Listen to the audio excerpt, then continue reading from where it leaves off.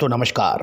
मैं colonel Ajay, CEO Ajay astro money guru first global astro finance digital channel से आपसे मुखातिब होता हूं। आज 10 जनवरी सन 2023। दोस्तों, कपास ने अब एक निर्णायक मोड़ साबित होता नजर आ रहा है। यदि हम आज के भाव देखें, दक्षिण भारत के अंदर तेलंगाना के अंदर कपास का भाव 8,210 बताया जा रहा है और बेल्स के भाव 30 के लगभग 63,000 से 64,000 बताए जा रहे हैं।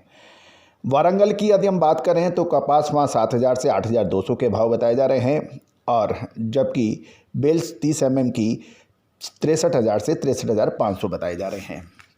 कर्नाटक की तरफ चलें तो वहाँ भी 29 की जो बेल्स आ रही है वो 63,000 से 63,500 के बीच में दिखाई दे रही है। ये खबर बाजार से आ रही है। अब देश में ज़्यादातर कपास की फसल अब खेत से निकलने के समाचार हैं और किसानों द्वारा अब एक बिकवाली बढ़ने की धारणा व्यापारी लोग लगा रहे हैं। जहाँ तक खेतों का सवाल है, तीसरी बिनाई की कपास खेत से निकल चुकी है और अधिकांश किसान के पास कपास का अच्छा स्टॉक है। पूरे देश में किसानों के पास अच्छा बड़े पैमाने पे स्टॉक के समाचार मिल रहे हैं।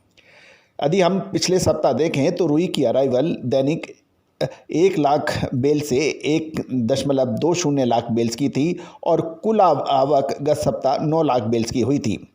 यदि आगामी सप्ताह रुई की आवक बढ़ने की धारणा लगाई जा रही है। गौरतलब है कि जिनर्स अभी भी डिस्पैरिटी के कारण परेशानी का सामना कर रहे हैं।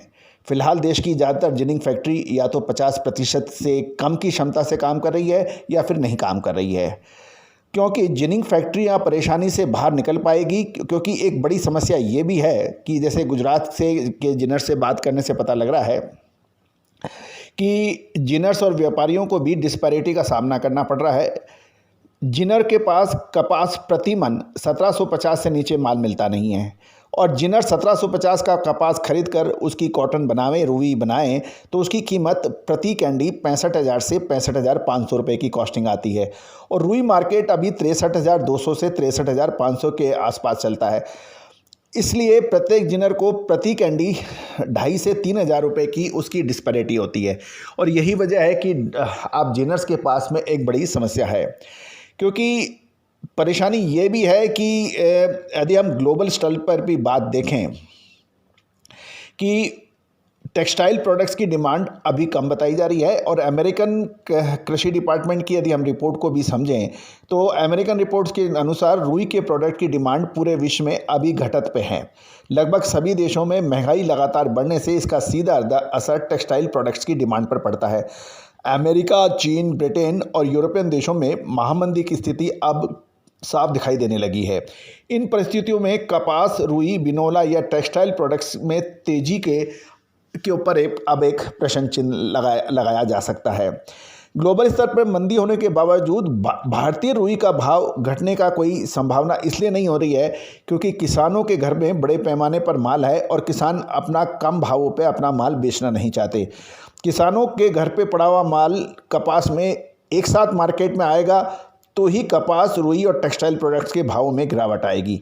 लेकिन गौरतलब है कि किसान पिछले साल के भावों को देखते हुए इस साल भाव नहीं मिलने के कारण निराश हैं।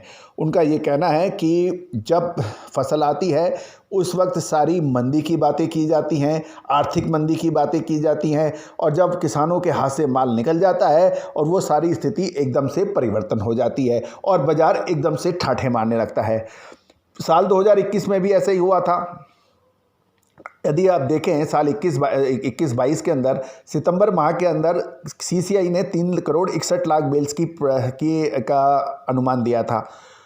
शानदार फसल की बात की गई थी और उसके बाद में आपको याद होगा हमने सबके खिलाफ जाके कहा था कि सितंबर में साल 2021 के अंदर, इस बार साल 2021 और 22 के अंदर कॉटन के अंदर तेजी का तूफान बन सकता है और वैसा ही हुआ।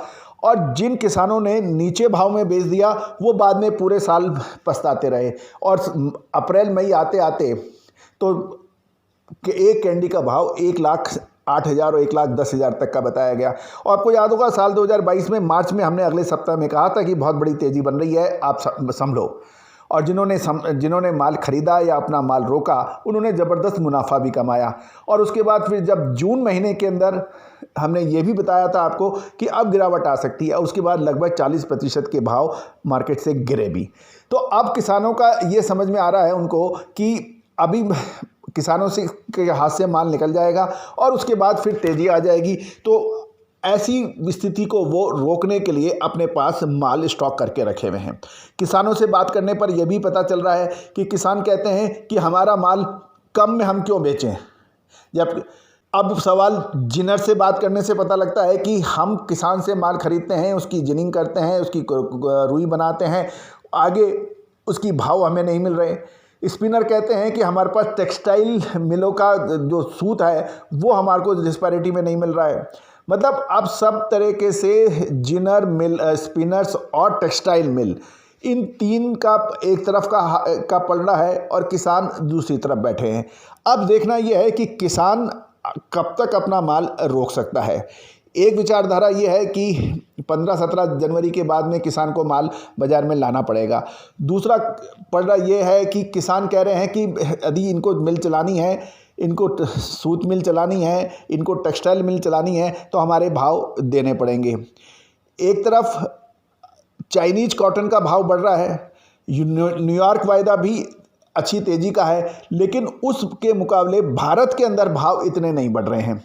वहाँ पर यदि ऊंचे भाव से ये गिरावट है। अब ये डिस्पैरिटीज़ है दोस्तों। कॉटन कपास का जो मार्केट है उसके भाव पूरी दुनिया के भाव, चाहे चाइना के हों, चाहे न्यूयॉर्क के हों, चाहे सारे राज्यों के भाव आपको निःशुल्क हम देंगे। उसके लिए कोई चार्ज नहीं है। किसान बंधु हो, चाहे फिर जिनर हो, मिलर हो, स्पिनर हो, सूत के भाव, कॉटन के भाव, कपास के भाव निःशुल्क मिलेंगे। आप नंबर स्क्रीन पे है, उसको आप सेव कीजिए और कॉटन लिख के, अपना नाम लिख के, अपनी फर्म का नाम लिख के आप हमें व्हाट्सअप करें। फ़ोन मत कीजिए, व्हाट्सअप करें, हम आपको निःशुल्क भाव उपलब्ध कराएंगे। लेकिन यदि आप कपास के अंदर, रुई के अंदर, सूत के अंदर आगे आने वाले 2 महीने निर्णायक साबित होंगे दोस्तों।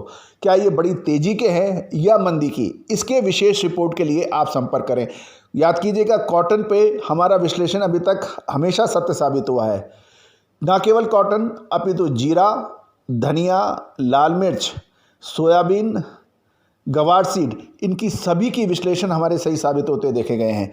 आप भी यदि कॉटन कपास की अग्रिम विश्लेषण चाहते हैं, रिपोर्ट चाहते हैं, तो भुगतान करने पर यह उपलब्ध है। आज ही संपर्क करें, नंबर स्क्रीन पे दिए गए हैं। All the very best, good luck. दोस्तों नमस्कार।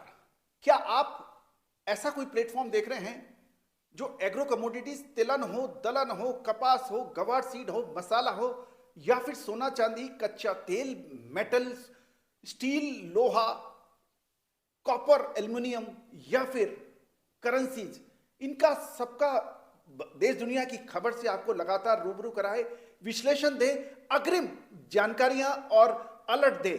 जी हां, विजिट करिए अजय एस्ट्रो मनी।